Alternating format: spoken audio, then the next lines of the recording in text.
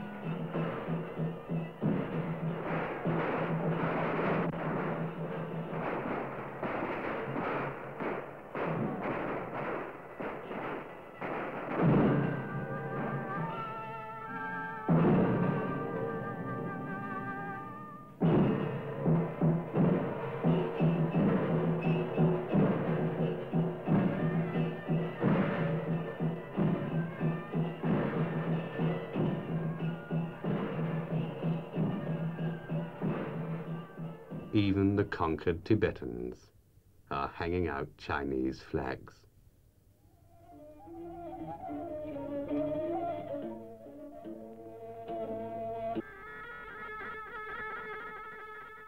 Everywhere, homage to Chairman Mao.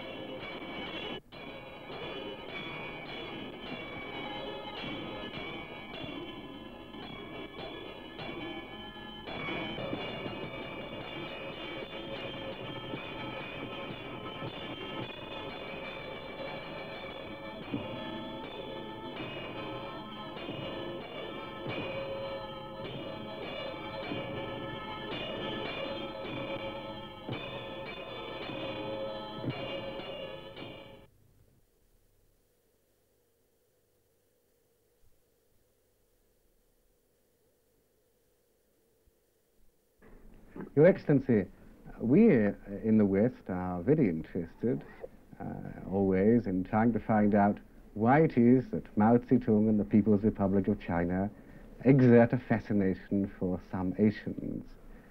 Now, one topic which did occur to me you were qualified to speak on was the appeal of communist China as a home of Buddhism. I understand that Mao Zedong has built the first Buddhist temple in Peking this century. Is Mao really looked upon by Buddhists as a sort of new savior of Buddhism? No, I don't think so. I think what the Buddhists feel about Mao Zedong is that his government, the communist government, gives Buddhism its rightful place in the life of the people. Because, as you probably know, the Chinese people, many of them are Buddhists. Some of them are at the same time Confucianists also and Taoists, but they regard the Buddha as at least one of their teachers. And they find that the Buddhist way of life is the way of life which helps them to find happiness in this world through their efforts, through the cultivation of the qualities which makes life worthwhile and rich, and also they hope will help them to find happiness in the life hereafter. So any head of a state who promotes a system of religion like that, they are grateful to. That's not surprising. But certainly they don't regard the Mao as a savior, a religious savior or anything like that. They admire him as a man who allows people, even encourages people in China itself even, to practice Buddhism. Yes, that's the impression that has been created. That is true. Mao, of course, has organized a pilgrimage of Buddha's tooth relic, I think, to your country, to Ceylon. This, I understand, was acclaimed in Ceylon by many thousands of people. Do you think that Mao, by cultivating, possibly genuinely, people's faith, is really playing a very shrewd political game, using Buddhism for communist ends? It's very difficult to say anything about what motivates people in their actions. The only thing we can pass judgment on is the result of the action. For many centuries now, Buddhism has been on the wane, in the sense that the countries that had originally been Buddhist had suffered eclipse due to political and other circumstances. So that now, when a new era is dawning, whereby the many millions of Buddhists, who in actual numbers, I believe it is correct to say, outnumber the followers of any other single religion, when a new chance is being given to them to make the teaching known and make the teaching prosper, then they are very grateful to whoever gives them this chance. I think that is the answer. Professor Malasekera, you were for 25 years Professor of Buddhism at University College, Colombo. What would you say was the basic appeal of, the popular appeal of Buddhism to people in Asia, as opposed to the appeal of Hinduism? because the Buddhists of Asia seem to be very pro-Chinese, communist Chinese, and the Hindus, on the other hand, pro-British, pro-Western. Well, I'm not a Hindu myself, but I happen to know something about Hinduism by reading lots of books on the subject and also by discussing the subject with people who know about it. There are certain fundamental differences in the doctrines of Buddhism and Hinduism. For instance, although both believe in the doctrine of karma, which is the doctrine of action, that everything that happens is the result of causes that have gone before, there are certain differences in the interpretation of this. The Buddhists believe, for instance, that karma is a continuous thing, so that while the past karma, your actions, determine the present, what you do in the present will determine the future. So that what the future brings to you will be the result both of the past and the present. Sort of fatalism. No, it's not fatalism. It's that you can control the future by your present actions. It's an anti-fatalism. It's an anti-fatalism. This is the Buddhist point of view. Whereas the Hindus, as far as I can understand, they feel more inclined to believe in a kind of determinism, in a kind of fatalism, that it's very difficult to get rid of your past. This explains then the appeal of communism to countries with a Buddhist tradition, because communists, like Buddhists, I believe, don't think that any action in life is determined by anything other than one's own free will. Whereas Hindus, with their caste system and their fatalism, their class system, if you like, are perhaps more susceptible to the sort of appeal that the former imperialist nations made to them. This is true by and large. And also, there is, like the communists, who don't believe that the world and all that happens in the world is controlled by a God. The Buddhists also don't believe that there is a God sitting behind the clouds who control men's destinies. So that there are certain elements, therefore, held in common between both communists. That human effort, can bring about the desired results. So if you work hard, then you can succeed. And you might, in the end, become either a very wise Buddhist, achieve Buddhist wisdom, or, of course, get the order of Lenin, as the case may be.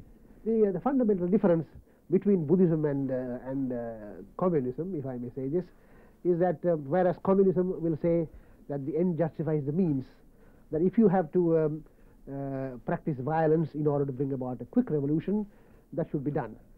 But the Buddhists will say, on no account can any wrong deed like violence, particularly the destruction of life, be justified. And this is one of the fundamental things. There is no question of the means being justified by the end.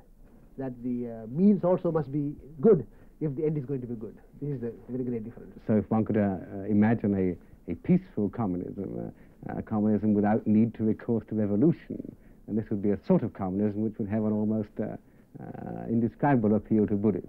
Well, when you describe that kind of communism, you are up against the question as to whether this is communism at all. I mean, if it is like this, it can be anything. It is not called communism at all. So you were ambassador in Moscow for 4 years, and you knew Mr. Khrushchev very well. Yes. And he is, I think, one might describe him now as a sort of non-violent communist. Elements of Buddhism have crept perhaps into his Marxism, Leninism, whereas Mao Zedong, of course, is perhaps more violent than Khrushchev. At the moment, yes. At the moment. Do you think that eventually Mao Zedong will arrive at Khrushchev's position of believing that communism can triumph without violence? Well, I believe that everything is possible. I think in all our lives, all the time, change is taking place. Sometimes we change for the better, sometimes we change for the worse. Well, we hope that everybody will change for the better. That at the moment, where there is violence and violent thoughts and violent actions, this is not for the peace of the world, whoever perpetrates them. So we hope that whoever is violent, I'm not at the moment prepared to discuss the policies of Mao Zedong because he is not my province. But if the leader of communist China would be a man of peace and would follow peaceful methods, we'll be very happy. Actually, our relations between Ceylon and China are the best, because we get a great deal of help from communist China, and we have found that they are extremely open to negotiation, as we discovered when our Prime Minister tried to bring about a settlement of the Sino-Indian problem. So this is one side of communist policy in China, which has made us admire the communist actions there. As far as your government's concerned, there haven't been any strings attached to Chinese aid whatsoever. Not at all. Not at all. You haven't found them violent or anxious to subvert your government in any way? Nor to acquire bases in Ceylon or to carry on subversive activities. No, we have not found that at all. On the contrary, we have always found a great desire on their part to help us and enable us to understand what is going on in that part of the world.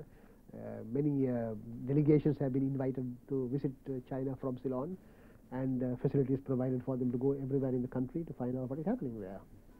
Unlike the Americans and the British, who tend to want a tit for tat for their aid, to want bases in return for wheat. Well, I wouldn't put it that way. What happens, I think the Americans, for instance, they show greater disappointment if they don't, if you don't follow their policies all the way. For instance, the United Nations, the Chinese don't worry so much. I mean, at least they don't show that any signs of being disappointed. Well, they say you are free to follow your own policies, and we shall be happy if you agree with them. But if you don't agree with them, well, that's your affair. How do you explain, Your Excellency, the fact that the Americans and the British seem to choose always the wrong allies in Asia when they're trying to perpetuate British ideas, the British way of life? They choose men who aren't followed by Asians themselves, Chiang Kai-shek, the South Vietnam leaders and so on. How is it that the British and the Americans have never seemed to happen on people who have popular appeal among their own people? Well, possibly this is, I would put down to misfortune. Or lack of understanding of the problem? Well, this is due to misfortune again. You see, it is because of misfortune that they don't get the right advice. They evidently don't send out as ambassadors, investigators, the sort of people who are able to establish contact with the mass of the population. It is not enough. You see, in most of these countries, you still have a feudal system of government. That is, you have the old landowning class, the aristocrats who have been holding power, and these are the people who managed to be contacted by the Americans. And this, as I said, is unfortunate, because the common man wants to bring about a change in social conditions. He wants to have better standards of living, for instance, and therefore he does not like the present system of government. He wants to bring about change. The people who have been in power, they construe this desire for change as revolution, not as evolution. And in order to stop revolutions taking place, they get their assistance from countries abroad. And this is what's happened. I said it's misfortune. You think that Britain and America blunders into Asia now, notwithstanding all our centuries of acquaintanceship with Asia, we blunder into Asia, pick the wrong man, and play into the hands of communists who want to I wouldn't take our place. I wouldn't bracket Britain and America together, because I think the British have been much wiser than the Americans. I think largely because of their greater experience. You see, the British have been in that part of the world much longer than the Americans, and the British are more worldly wise. They are shrewd. They are men of greater wisdom, if I would say so.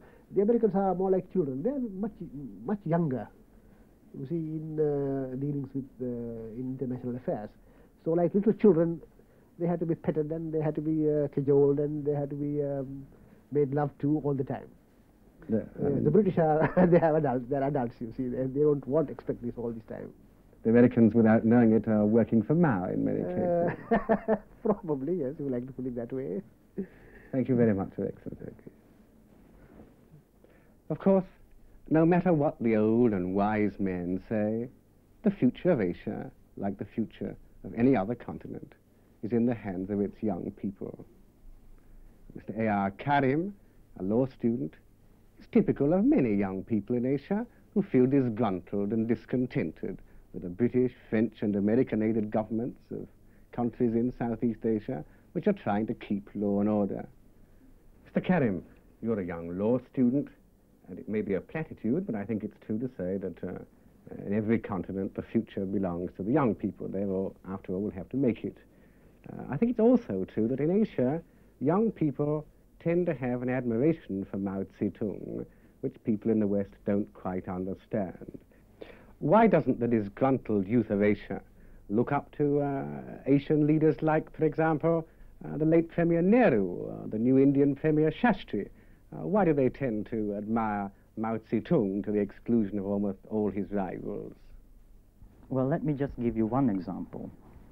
In my country, for instance, Malaya, the youth, when they come out from high school, are required to undergo a political reliability test. And this certificate of political reliability is given from the education officer who is responsible to the Minister for Education. Well, what happens is that if the youth criticize the government of Tunku Abdul Rahman, well then it is almost impossible for him to get this certificate of political reliability. And he is thus deprived from going to any institution of higher learning.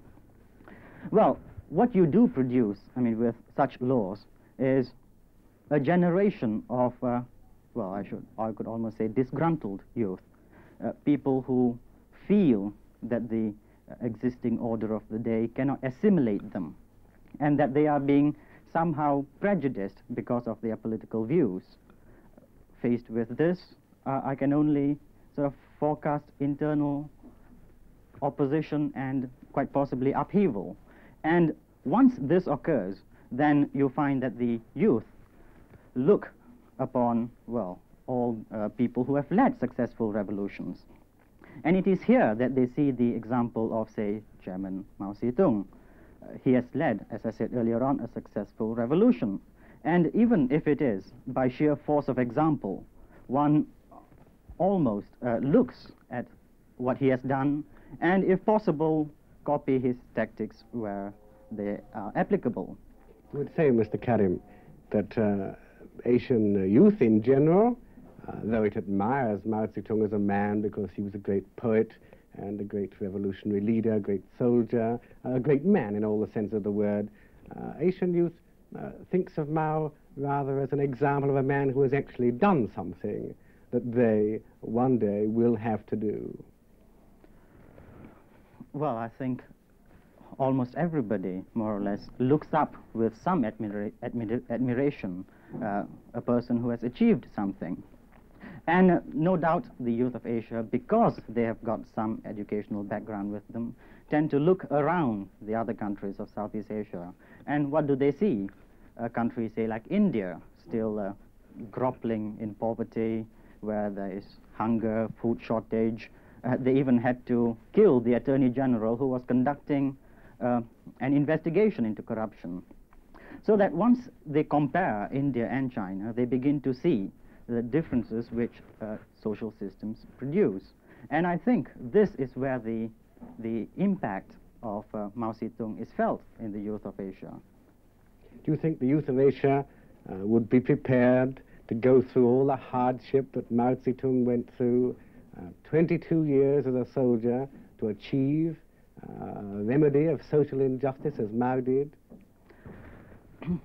Well, Mr. Hastie, I think your guess is as good as mine.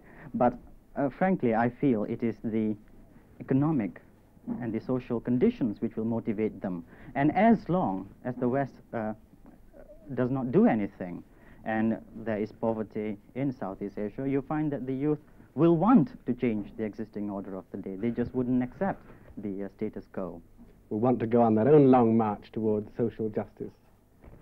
No doubt. They are motivated by, as I said earlier on, some ill-defined idealism.